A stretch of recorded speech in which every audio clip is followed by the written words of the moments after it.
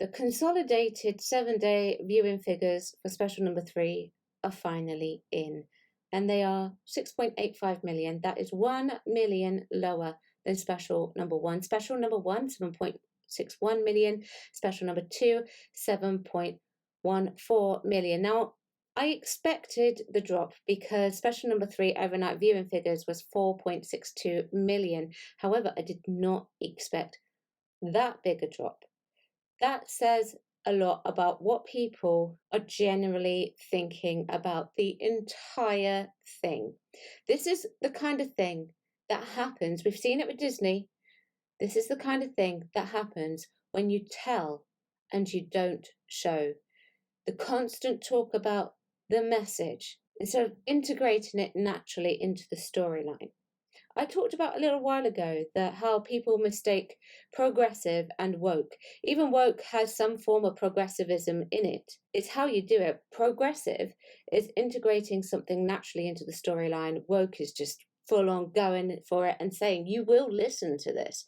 And this is what's happening. And people just don't seem to like it. Now, what does that mean? We saw for Jodie's first outing as the Doctor, a massive spike increase. However, we knew David Tennant was regenerating into Ncuti Gatwa, even though we didn't know it was going to be that stupid bi-generation thing. We knew it was going to happen. But people weren't really tuning in to pay attention to it. Because why? Because I think people were fed up with being told, not shown. That's partly what I think. I know there's probably going to be other reasons for it, but that's partly what I think. So I'm hypothesizing, and I might get it wrong, I'm hypothesizing that the Christmas Day viewing figures will be around, for the overnight figures, will be around the 5 million mark. I don't think many people will tune in out of curiosity. We're not going to see what happened with Jodie Whittaker. And for the consolidation of the viewing figures, they'll be somewhere between 5 and 7, I would have thought. But people just haven't been enjoying it. And it's being reflected in reviews, it's being reflected in social media, and all we're getting from the higher ups as well. Tough. Don't watch it if you don't like it. Yada, yada, yada. The thing is, by ostracizing the people who really love the show, you then lose a massive chunk of your audience and you're left with the smaller chunk who are all for this kind of stuff. My thing about, I know I said about Isaac Newton, that shouldn't have been race swapped. That was a box check and that shouldn't have happened. Everyone deserves to have their history visually represented as it should be, and we all have the right for that. Just because us white privileged people, as we get called, are white privileged, doesn't mean to say that we should have our history unwritten. History has enough lies as it is, so why are we adding more? So that bothered people, and other than that, it was a bottled episode. It really wasn't that great.